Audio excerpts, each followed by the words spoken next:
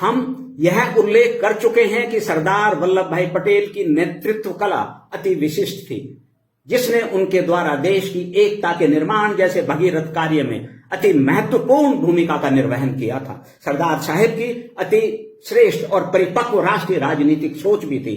उस सोच के केंद्र में विशुद्ध रूप से भारत की एकता, अखंडता, समृद्धि और आंतरिक तथा बाह्य दोनों रूपों में सुरक्षा थी। इस हेतु वे सभी देशवासियों को अपने व्यवहारों में प्राचीन काल से ही भारतीयता की पहचान के रूप में स्थापित रही सहनशीलता के आधार पर वृहद जन कल्याण के लिए कार्य करने और राष्ट्र हित को अपने परम कर्तव्य के रूप में सर्वोच्च रखने की अनुभूति कराकर उनका सहयोग प्राप्त कर सके थे। पिछली कड़ी में हमने देश के दो भागों में विभाजन के बाद लाखों लोगों की पाकिस्तान और भारत में अदला बदली की बात भी की थी।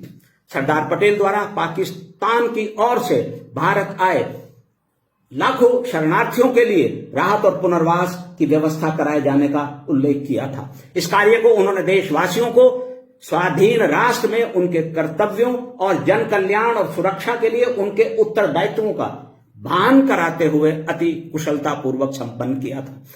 14 दिसंबर 1947 ईस्वी को कटक, उड़ीसा में अपने जन संबोधन द्वारा जिस प्रकार देश के लोगों का स्वतंत्र भारत में उनके कर्तव्यों की याद दिलाते हुए उन्होंने आह्वान किया था, वह बहुत ही श्रेष्ठ और महत्वपूर्ण था। वह आज तक भी अति प्रासंगिक है।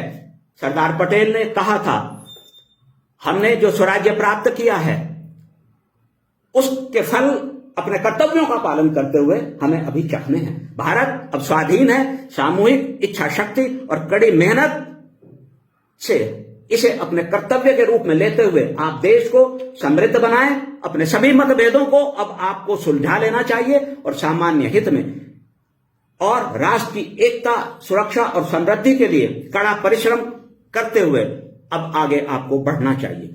भारत की स्वाधीनता के तुरंत बाद पूर्वी पंजाब में जनसंख्या के आदान प्रदान की प्रक्रिया के समय एक गंभीर समस्या उत्पन्न हो गई थी। भारत से पाकिस्तान की ओर जाने वाले लोगों के एक बड़े जनसमूह को अमृतसर में रोक लिया गया था, जिससे दूसरी ओर से भारत आने वाले लाखों शरणार्थियों के लिए भी बड़ा खतरा उत्पन्न हो गया था।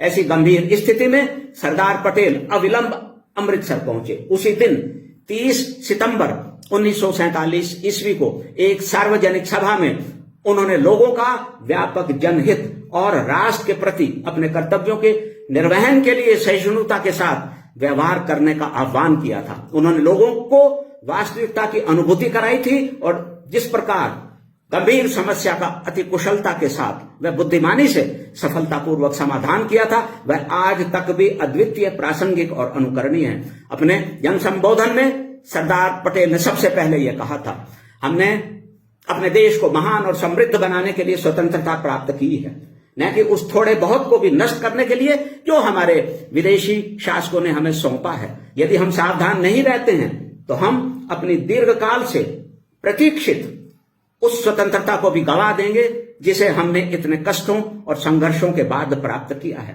आपको यह स्मरण रखना चाहिए कि लाखों लोगों का जीवन दांव पर है। उनके जीवन को अपने प्रतिशोध या प्रतिशोध भावना की पूर्ति के लिए दांव पर नहीं लगाया जा सकता। यह आवश्यक है कि आप शांति बनाए रखें और आक्रमण, प्रति आक्रमण और प्रतिशोध के दुष्चक्र को तोड़ दें और यह देखें कि शरणार्थी सुरक्षित निकल जाएं। लोगों को मानवीयता की अनुभूति कराते हुए सरदार पटेल ने आगे यह कहा था, शरणार्थियों के विरुद्ध लड़ना वास्तव में कोई लड़ाई ही नहीं होती। मानवता या युद्ध का कोई भी कानून आश्रय और सुरक्षा की मांग करने वाले की हत्या की अनुमति नहीं देता। आप इसलिए विवेक और दूरदर्शिता के साथ ही काम करें। सरदार पटेल ने लोगों से भारतीयता की मूल भावना, सहनशीलता और सहिष्णुता अपनाने का विशेष आह्वान किया और लाखों पुरुषों, महिलाओं और बच्चों के हित में शांति बनाए रखने के साथ ही देश की एकता और अखंडता के लिए अपनी शक्ति और ऊर्जा व्यय करने की अपील की। उनके आह्वान का लोगों के मस्तिष्क तथा हृदयों पर तत्काल वांछित प्रभाव पड़ा। एक गंभीर समस्या का न्यूनाधिक तुरंत समाधान हो गया।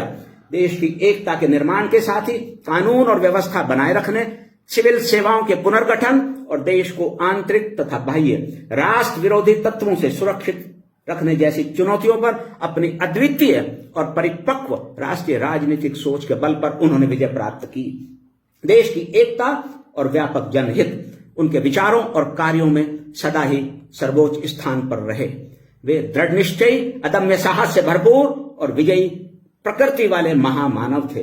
देश की एकता, अखंडता, समृद्धि और सुरक्षा के लिए उन्होंने कई कठोर निर्णय लिए, कई कठोर कदम भी उठाए, लेकिन उनकी किसी से कोई निजी शत्रुता नहीं थी, उन्हें किसी से व्यक्तिगत घृणा नहीं थी। मानव प्रेम उनका मूल स्वभाव था, जो उनकी सहनशीलता और सहिष्णुता का परिचायक था।